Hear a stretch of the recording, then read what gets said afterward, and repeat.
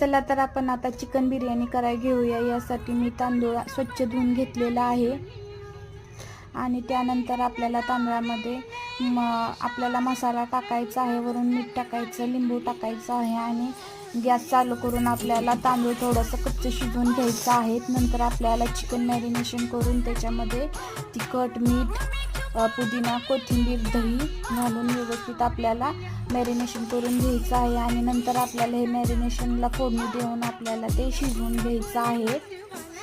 जोपर्यंत शिजत नाही, पाणी आटत नाही आणि त्याला तेल सुटत नाही तोपर्यंत हे शिजवून घ्यायचं आहे। ते शिजल्यानंतर आपण मटका ठेवूया। त्या मटकीमध्ये आपण तेल टाकून त्याच्यामध्ये अद्रक लसूणची पेस्ट टाकून घेऊन व्यवस्थित हलवूया।